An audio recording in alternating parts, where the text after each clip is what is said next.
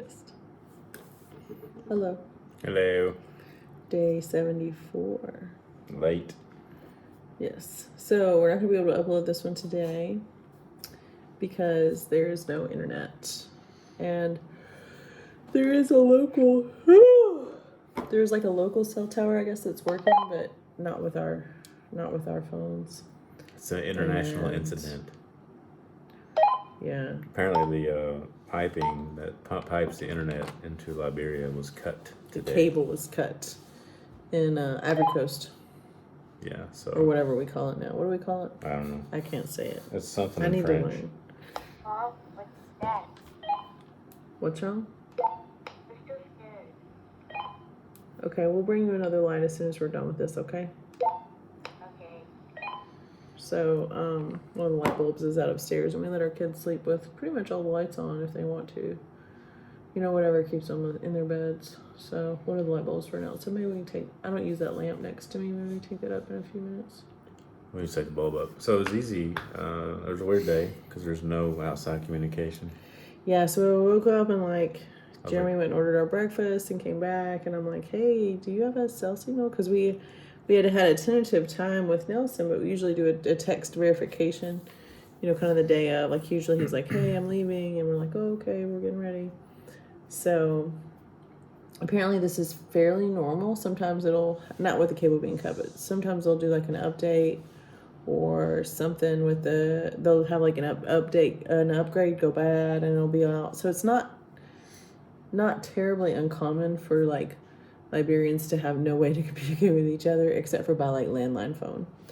And we felt bad because we had told some of our friends that even our Liberian friends and our American friends that are here that we could do dinner here tonight, which we thought we would be home all day. But we couldn't be home all day because of the shoe thing, because we had to get the shoes. And that took obviously longer than we thought. And then when we were at the orphanage, all the kids were having a really great time. And it was just kind of a hard party to break up because everybody was good and in a good place. We didn't get there until like 4:30. Yeah. After 4.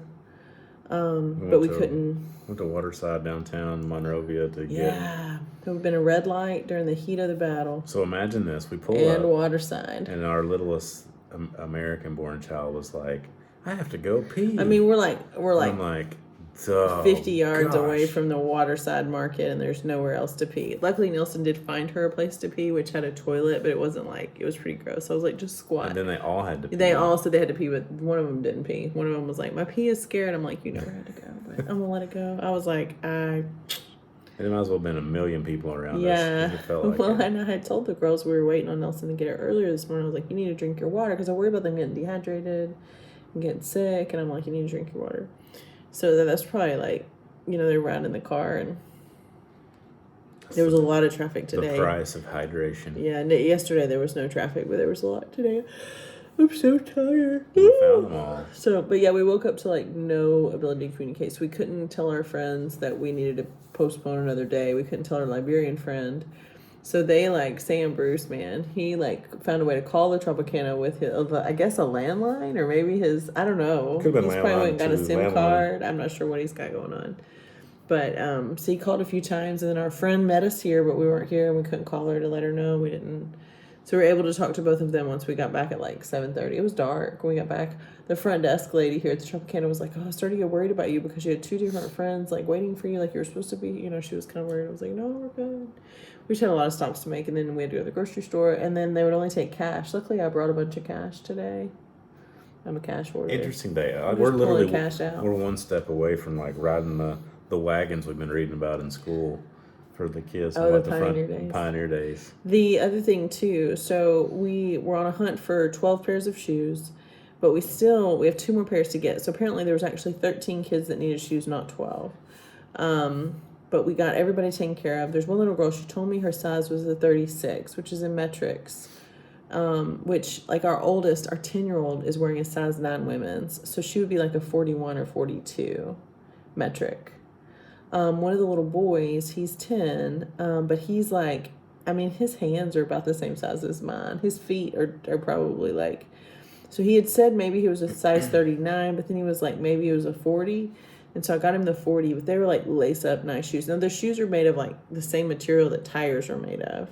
So the nanny there told me that they have a place that will bring them, but it only is during the rainy season. So they would have another month or so of not having shoes. Now they won't have to mess with it.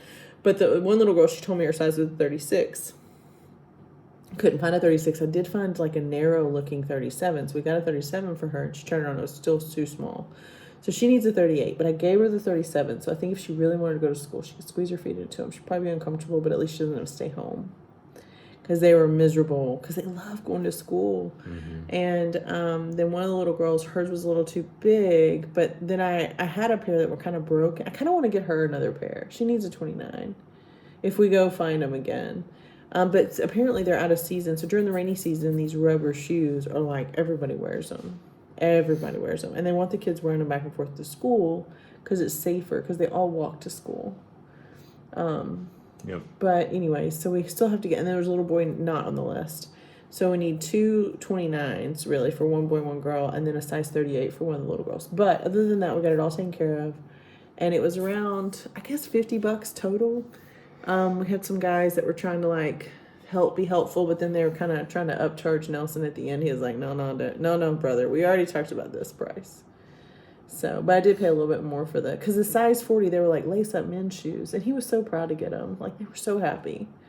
There were some sizing issues, but we had bought 4 extra pair.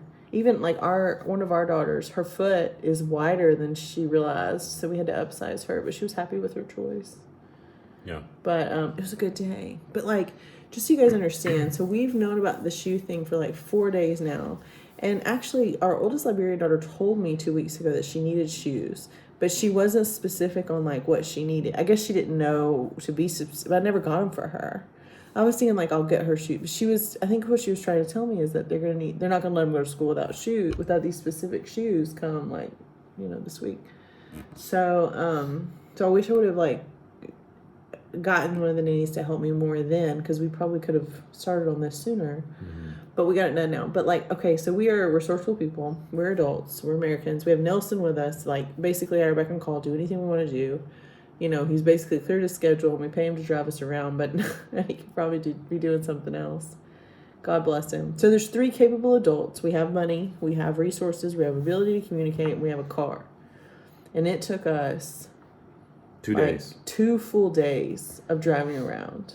And it's not like they don't have aisles like at Walmart where it's like, hey, the shoe aisle is 9. No, it's not that. It's like you literally had to like go by and see a street vendor full of shoes and be like, okay. And they don't know exactly. Do you have this type of shoe? And they'll be like, no, but let's go over here. They may have it over there. It helped, yeah. And they're like, well, check here, check there. Like Nelson and I walked in I think it's the ELW market, like that. And these markets are named by street corners. So like red light is a junction, but the market there is insane. Like it's insane. How many people are there? Than what was today, I think. And Jeremy kind of reminded you, like talked about walking out of like a professional event, like a football game or a concert or something. Or even like a college football game. And like college football game. But then there's people going all different directions. People were like making kissing noises at me, hissing at me. I did wear my pants today. I know my friends, I was talking to some of my friends when I was packing, and I'm like, I really want to take 2 pairs of like stretchy pants that are fairly cool, but like boot cut at the bottom, like I could wear them and not feel like I was inappropriate. Well, luckily I did bring both pair, and I needed them because I didn't want my legs to be walking in the market with me. But I wore my pants. I felt a little more protected.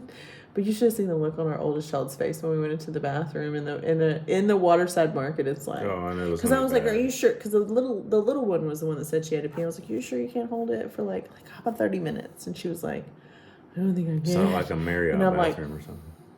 I mean, there's probably other bathrooms, but or Waffle House. I don't know. I thought maybe we had been in this market before because Hassan took Sam and Carrie and I to shop in this area, but that was not where we went. I would kill for a Waffle House bathroom. That would have been great to go back to there.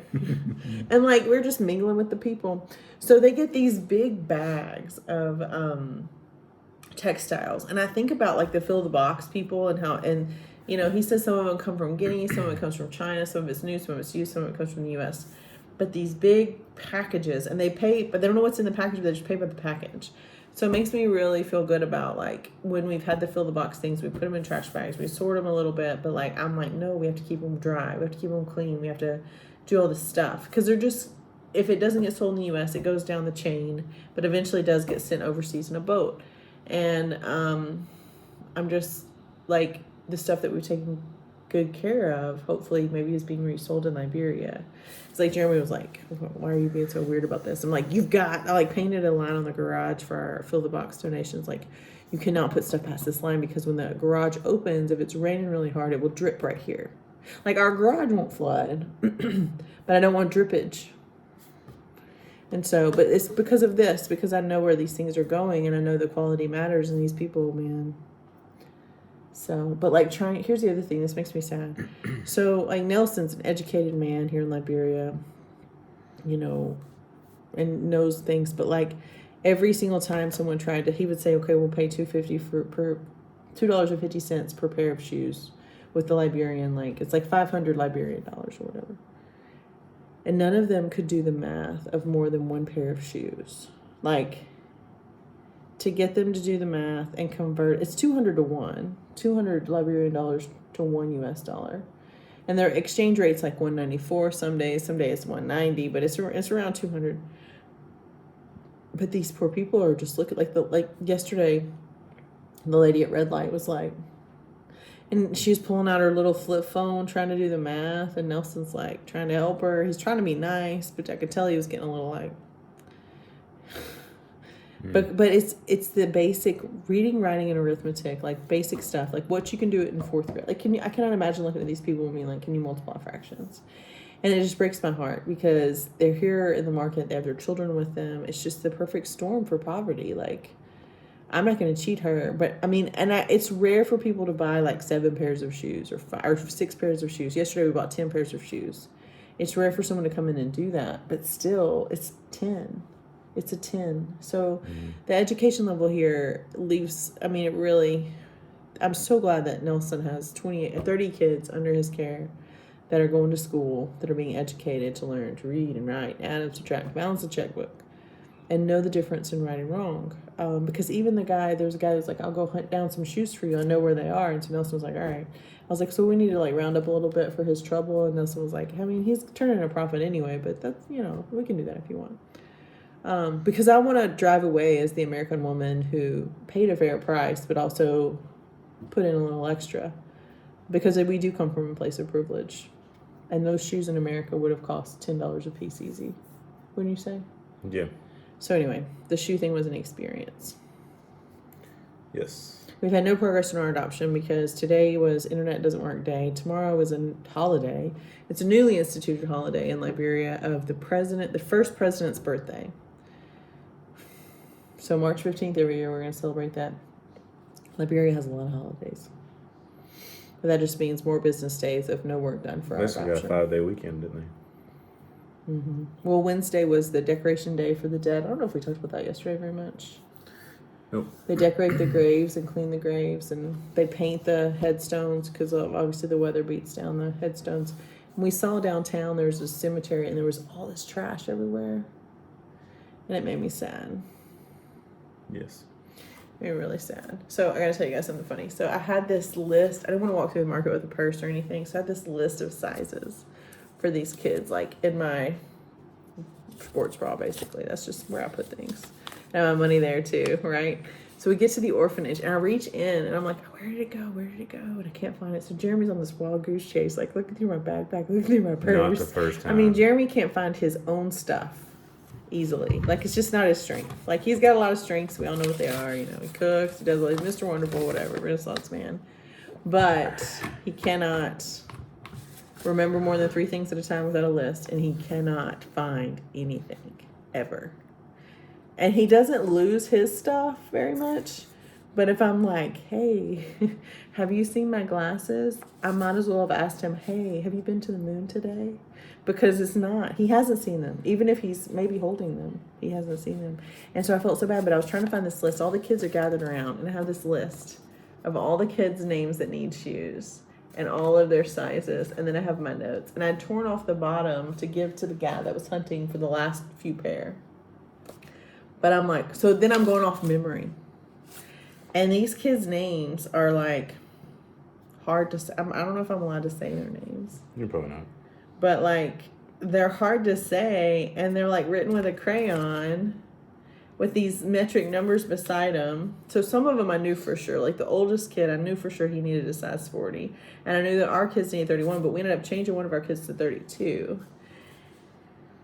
And then I'm just going through the list, and I'm just trying to figure it all out. And I'm like, okay. And then I can't find it anywhere. Well, once I got done passing everything out, I realized it was deep on the side. It had just slid down. But I felt so bad for Jeremy because I'm like giving out these shoes to these kids and like gathered around me, and I'm like, And I'm like looking through the car, backpacks, everything. Like, yeah. There was a piece of paper by the dog. The dog nipped at me when I tried to grab it. I'm like, this paper is very important. It's not like these dogs are so small they can't get them to grow because they don't really have enough protein. Like they need to eat meat or like some type of meal based with like meat in it, chicken or lamb or something. But the dogs they're like they just won't grow and we don't know why. And I'm like, well, they need some meat. They're carnivores. Like you people. You can't go on a vegetarian diet and expect a dog to make it, but whatever. So I had a good day though. So they're not like mean dogs. At the home, it was better. That was a better feel. And the thing that makes me excited, 1, 2, 3, 4, 5, 6 of these kids of this list of 12 kids are matched. So these shoes, hopefully they won't wear more than 6 months. Yes. And that was the other thing is I'm like, just buying more stuff. Like they could be living here in 2 weeks. So like our oldest Liberian daughter, she braided my hair today. Oh, that was so funny. We'll get Esther to send us those pictures. Did you get a picture? I got a couple of them. She, what else we did? I'll add the pictures in. She brought out pictures we sent. I wonder if we can airdrop without internet. Pictures we sent, laminated to them with letters, and she got those out and looked at them. And that was funny because somebody brought out this little bitty book, and it was the advent calendar for Paper Pie, and I bought it, and I bought 2 of them. I think I bought 3 of them actually. But you can read it's children's books, but it was like, what was the book? Jungle Book. Jungle Book. The Jungle Book. But I sent like 40 of them so all the kids could have a book. And I also sent like little things for just our kids. But every time I mail something, even if it cost me $4, which thank you, Anna, for splitting the cost with me. Yes, thank you. We send something for everyone. But I had laminated like 8.5 by 11, just pictures of us and pictures of them. And it really, I think, connected. But the books, I sent them together. And when she saw one of the books like torn up, one of the kids was playing, she went and got it. And the nannies now, I don't think this has happened in years past, but the one there now, it's like she has them locked up somewhere. There's sentimental stuff that's important to them from their parents. They keep it in a separate room. It's like locked up somewhere good, so it can't get destroyed. Yes. Okay. Well, we'll have to crop out some of these kids' faces. I don't think he's matched. I wish I knew. There's a little boy that's so... I look very serious. I know he is. I see Miracle's there. We can talk a little bit more about Miracle because he's already been adopted on the Liberian side. There's a Clark kid. I'll crop that out and see if it'll airdrop. It's pretty funny. Yeah, so that was good. She was in a lot better mood than yesterday. Yesterday, she got her shoes today. She was very devastated yesterday, but today was good. The shoe thing, I think, was hard, and it worked. So, I feel a lot more energized than yesterday because of her. Just her spirit today was good, and she was running around with our American kids. They were playing tag, and it was great to see. I'm gonna just show this picture because she's got your sunglasses on, so you can't see her. So this is... Can't really see the hair. Oh. Let's hang on. Gotta get that kid's face halfway out. I need to get our kids halfway face out, too. No, she got your sunglasses on. Oh, okay. It's pretty ridiculous. I mean, the longer I stay here, I'll be able to have full braids like you. Yeah, so I think I was having a moment of insanity where I was like, oh, maybe I should. Who was playing with your phone? Oh, I was letting our oldest Liberian daughter take the pictures. Oh, okay, wait, this one's better. I'm going to crop her down just a little. It's pretty funny. But this one little respectful kid, his hands are in the back of this picture. He's just so cool, and he's so nice and respectful. And I haven't asked if he has a family or not. He's in the picture. He's photobombing. Cut his eyes out. You can't tell. Ultimate girl dad right here. It's pretty ridiculous. That's so funny. Yeah. It's a good picture of you, except for the is. ponytails. Like, your face looks nice. I don't look as old as I feel. Well, with your gray hair whisked back like that. I mean, eventually I'm just gonna be all white. I know. The white wolf. I know. Or I don't feel like she was mad at you yesterday like you thought. yeah, just I mean, I think it was a quick trigger, but I don't think it was you. I think it was just life. I get it. I mean, there's nothing more sickening than being like, I wish we all could just go home together. That would be great. Yeah. So I keep talking to Nelson about the side hustle idea, seeing if maybe some of the women and girls that where he lives could make some things, and I could sell them to my American friends. Kind of like the Noonday idea. Maybe Noonday would eventually pick up a product of theirs. I feel like that I've asked him, we've talked about it some, and I need to sit down and talk to his wife about it, but I feel like he hasn't asked me that yet because it's so intense still with our adoption, and we want to go see the girls. And it would be easier to pursue those things once the adoption's done, because then first of all, I would know how much money I have left. But one thing I was thinking about, and I told him, is a lot of my friends, especially, I think about like all the Burns women and all their babies.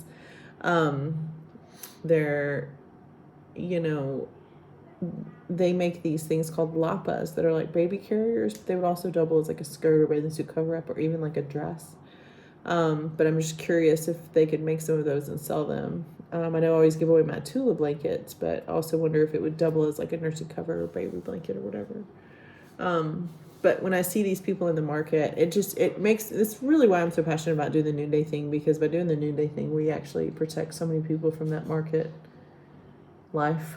Because you think about how long you have to sit there in hopes of selling something, how you have to protect your stuff. I mean, think about how we were just like protecting our car. We're not even selling anything. Well, and you gotta just get the product too. That's the Yeah, thing. and you gotta make the stuff. What I've heard is they go and wait for the ships to come in, and they'll just bid on stuff, or they'll get what I want that. And they may not get the same thing every day. Like you may see somebody with a wheelbarrow of just socks. Yeah. And that's what they're selling that day, the socks. And it's just so unpredictable too. So it makes me grateful for the Noonday opportunities. It makes me really want to try to get Noonday more involved in considering Liberia.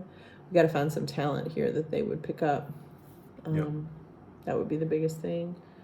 But the thought of all the Noonday product like this that I'm wearing right now is made by trafficking victims in East Asia, and the rings that I'm wearing were made in India. And I just think about how I try to put a little Noonday on every day, but like when you like see these people that are trying to sell shoes that can't do the simple math of how many, all the same pair of shoes, different sizes for kids, can't divide by 10 or multiply by 10 on how much money I owe them.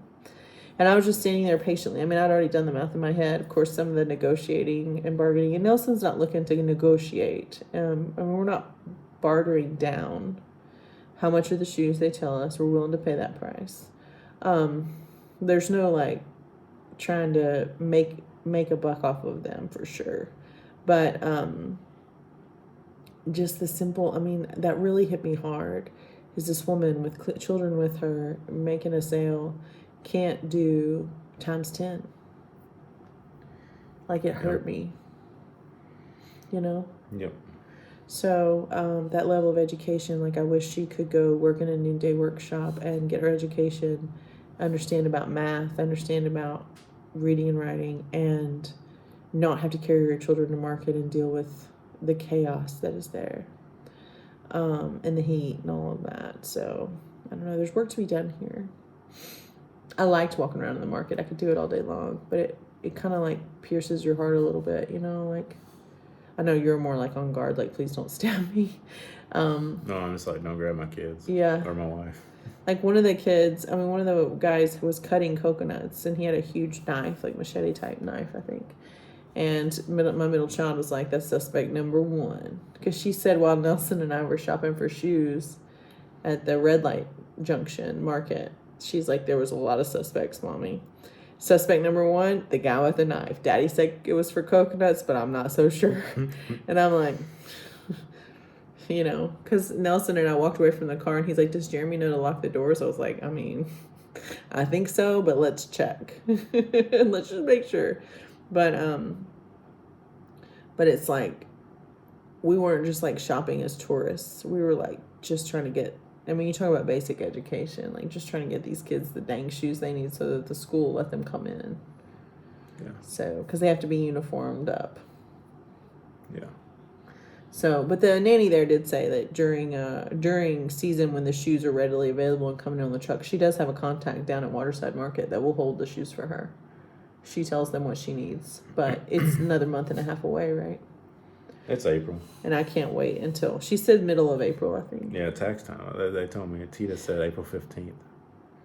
Yeah, I'm so sad we missed Tita tonight. I know. She's coming back Sunday, I think. So Good, okay. I felt bad calling her and talking. I was like, I'm so sorry. Was she allowed Ruru okay? Yeah. Yeah, it was a long day. But it just the capability of us as humans, like how hard do you think? Like it's almost like it should be like a game show. How hard? Oh, I love it when the power goes out. We're doing our video. I'm gonna keep talking.